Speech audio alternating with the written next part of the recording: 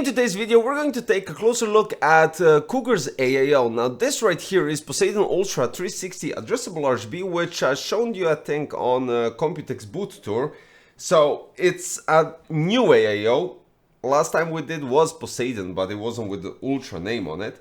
So it kind of goes into a bit of a different segment in terms of performance, and hopefully it does perform a bit better than the past version. But regardless of that, it has a quite interesting design. First of all, it has a pump block top that is possible to rotate, but it's not your regular, circular shaped pump block top. It's actually rectangular, and the possibility to adjust it is that you have to remove the cap counterclockwise, which kind of almost feels like you're breaking it, but you're not, because the plastic fins that hold the top are actually designed that way that when you rotate it counterclockwise, it pops out, and then you just place it back in the position that you need. That's all there is to it. So it has an addressable RGB pump block top with Cougar logo on it, and you have 3 fans which are also addressable RGB.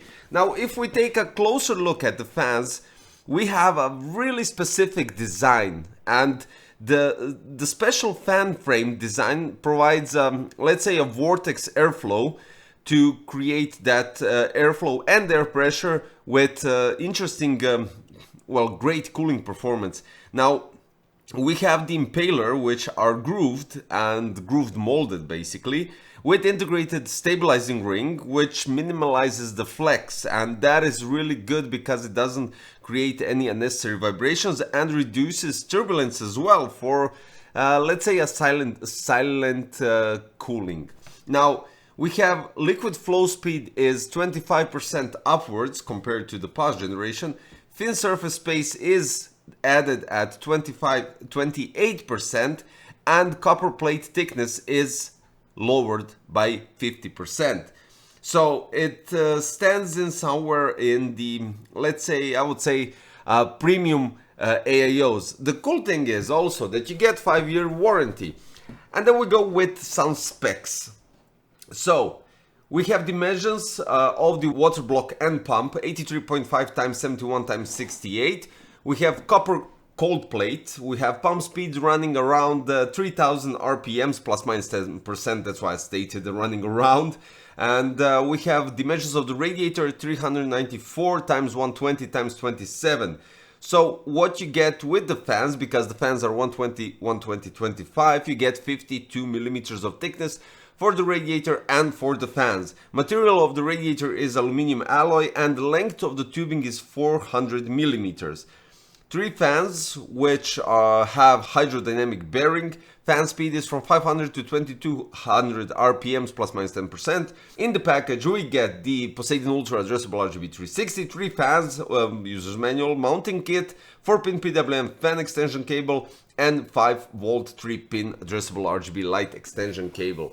Now, when we're talking about mounting this one, and since the addressable RGB has a specific way of connecting, because it has some sort of proprietary 3-pin connector that eventually extends to regular 3-pin addressable RGB 5-volt header. But, and it got me a bit confused, but the fans are quite nicely daisy chainable when we're talking about PWM and addressable RGB. So all 3 fans, when you place them on the radiator, because they're separated inside the box, you have to connect each of those. So that's good. I mean, you don't have loads of cables running out of the radiator. That's outstanding. Now, you get an extension cable for PWM, and you connect that for the fans, right? You have addressable RGB header for your pump, and you have a 3-pin DC connector for your pump. Now, the thing is, what confused me a bit, that PWM extension cable is separated inside the bag with all the screws, locking nuts, and all the other stuff.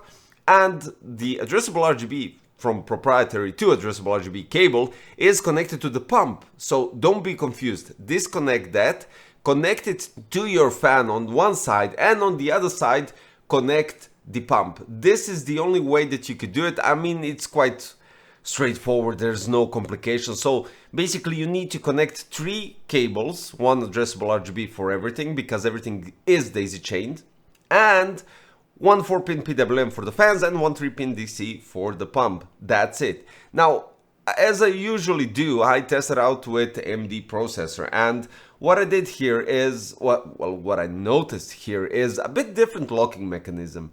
I haven't seen this for a while, I do have to admit. So what happens here, right?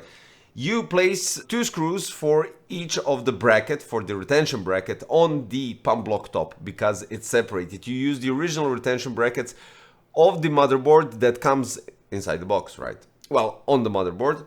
And then you apply thermal paste, you place the block on that thermal paste processor. Of course, don't forget to remove the plastic foil beneath the copper base plate, and then you have 2 hinges. Basically, I haven't seen this. So you have to, they're both going in different directions when you have to tighten them up. What you do is, you place it, you attach those 2 brackets to the retention brackets on the motherboard, and you just slide the lever on the opposite direction to get that fixture. At first it's not that straightforward, because it could be a bit confusing, basically just because of the point where you don't know which direction it is. But if you take a closer look and you move the lever, retracting or pulling forward or pushed forward, so you'll notice it quite straightforward. Don't worry about it, it's not drastic. I'm just giving you an idea about how it actually works. So the altogether design, it's quite cool, because we're having orange rubber anti-vibration pads on each corner of the fan, which is quite cool, I do have to admit. And when we're talking about the mounting and what I mentioned for AMD, it's really straightforward. You have only 4 screws and that's it, apart from 12 screws from the fan to the radiator and radiator to the chassis. So yeah, but let's go to the benchmarks. So use their case FV270, placed the radiator on top, and I had 2 scenarios where I used the original fans coming from the box, and I used the fans that I wanted to make a more aesthetically pleasing case and altogether build. So A-Polar 120 addressable RGB fans. In the first scenario, we have a fan here on front instead of the rotational luminous plate.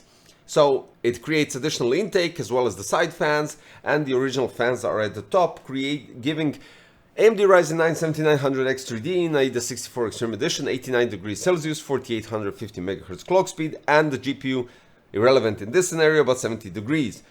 Average on the thermals in Cinebench R23 in 10 benchmarks was 87 degrees, average clock speed 4975, and average Cinebench score 26,400, I would say somewhere around 400. And then we go with the A-Polar 120 addressable RGB fans, and I removed the front fan, which I placed the rotational plate, and we have in AIDA 64 Extreme Edition 90 degrees Celsius, 4850 MHz clock speed, 71 degrees on the GPU. Now you can see that this fan actually makes a difference inside this case. I'm not sure about the processor, is it about the fans that I mounted or for the rotational plate being placed instead of the fan, but that's the only thing that I can say. And then we go with the Cinebench scores and everything else. 86 degrees average, we have clock speed 4950, and we have a bit lower Cinebench score 26,220. All in all, what we got is, with the original fans, outstanding performance, just because of that grooved impeller molded and the whole shape of the fan before actually going to the impaler. It creates that kind of vortex and better airflow through the chassis and everything all together. It's really outstanding, and I do have to admit, the performance is there. I mean, 26,400 to 500 is really outstanding for a 360 AIO on this processor, and you can really be satisfied with that. I have nothing to complain about it. So big thumbs up for this AIO. I did expect it to perform.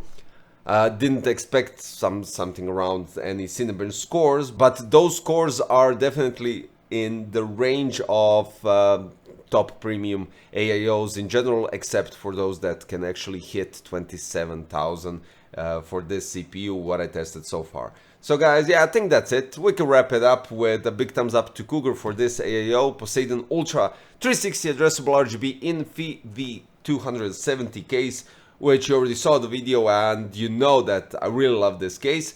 And just because of that, you can check the links in the description for both the Poseidon Ultra 360 addressable RGB and the FIVI 270 case, so you can pair it up and make it look quite nice. Thanks for watching. See you very soon, guys. Bye bye.